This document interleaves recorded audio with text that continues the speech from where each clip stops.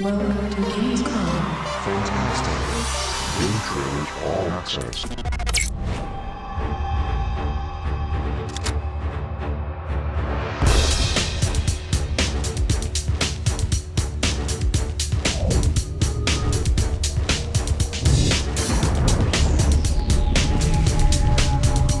In Batman Arkham City, we've just revealed here at Gamescom that we have Mr. Freeze in the game. We're really excited about Freeze. He's a different type of character. You know, he's a much more sympathetic guy who's just had a bad day once, and you know, something happened to his wife, and now he's this kind of much more intelligent villain who Batman has to fight in a much more cerebral way. We have many more villains in the game that we're not going to talk about, but we're really excited. We've got, you know, Two-Face, we've got Mr. Freeze, we've got Penguin, Catwoman, we've got Harley Quinn, we've got Joker, we've got Hugo Strange. We've tried to get every single villain that's really going to help us tell the most exciting Batman story. Yes, I like it. Creative transition that we as a studio undertook from Batman Arkham Asylum into Batman Arkham City was really driven by the desire to offer gamers an experience that not only genuinely made them feel like Batman, but gave you a sense of unparalleled navigational freedom.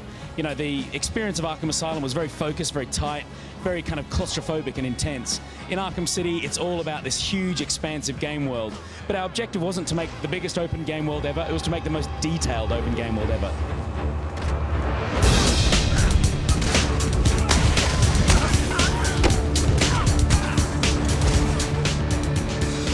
The design of the combat in Batman Arkham Asylum, I think, was kind of like a really awesome first step in terms of the design of that system. In Batman Arkham City, we wanted to really evolve every aspect of Batman's combat, his navigation, forensics, crime scene investigation. So when we looked at combat and we thought about how can we make this even better, we also looked at the enemies that Batman's taking on. So we've really beefed up the AI, the ability of thugs to coordinate their attacks and take on Batman with double or triple simultaneous counters. We've integrated Batman's gadgetry into his combat so you can quick select the Batclaw or Combat Gel or the Wreck and still maintain your combo chain. There's a whole load of new combat features that have gone in, and if you thought Arkham Asylum combat felt good, Arkham City just blows it out of the water.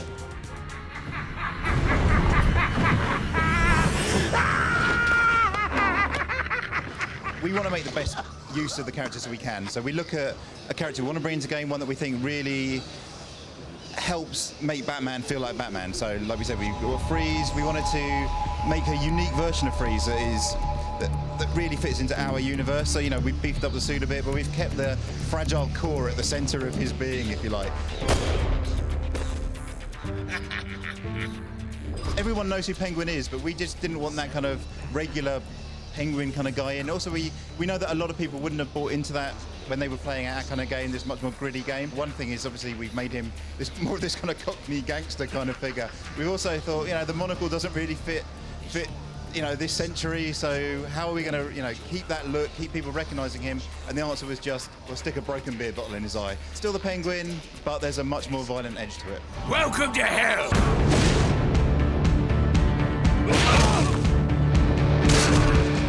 We have, you know, the Joker as well. He's one of the main protagonists, but also he's not working with, as such, Hugo Strange, but Hugo Strange runs Arkham City. In the first game, it was all about Joker. Now it's all about all of the villains and what they would do when they get in Arkham City.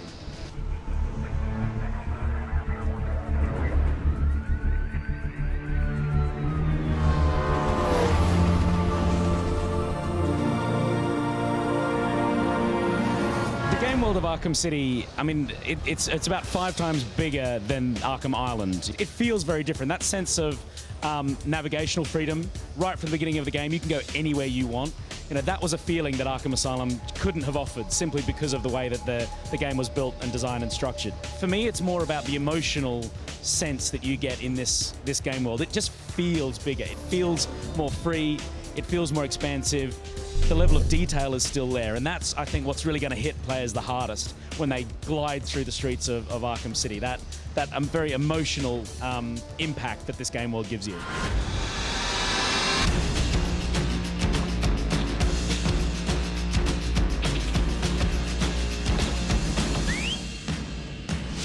getting into fights, building up experience, and using that experience to unlock new abilities is a big part of the progression structure of the game.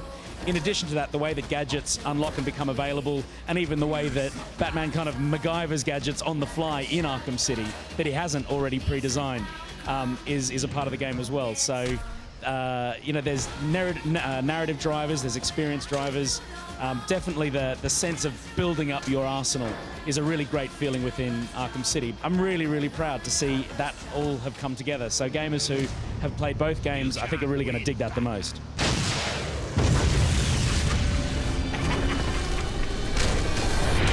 I mean, our focus has always been to make the ultimate Batman experience. So when we were thinking about different modes, obviously the idea of co-op came up, multiplayer came up, but our objective really was to deliver a sense of, you know, being the Dark Knight on the streets of Gotham. That was our #1 objective. So adding Catwoman as a playable character that we announced at E3 adds this whole new dimension to the game, because as a criminal you can explore Gotham, or the streets of Gotham in Arkham City from a criminal's perspective, and you can also do things that Batman can't do, go places that Batman can't get into.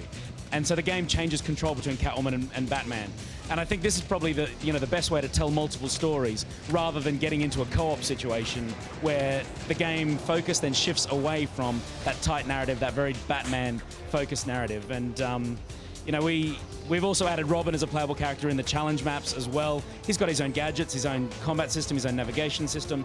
So playing between Batman, Catwoman, and Robin feels really, really different between the three. So I think gamers are really going to love that.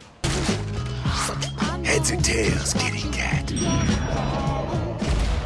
The big announcements that we're making is not just that the game is in 3D on PlayStation 3, Xbox 360, and PC, but also we're really delving into the third piece of the puzzle. You know, we've talked a lot about the first two, that being the main game, the 25 hours to take down all the villains, taking that up to 40 hours with all the side missions in the kind of second piece of the puzzle. On top of that, we've got the challenge mode. We established that in Arkham Asylum, but in Batman Arkham City, we are just taking that to the next level.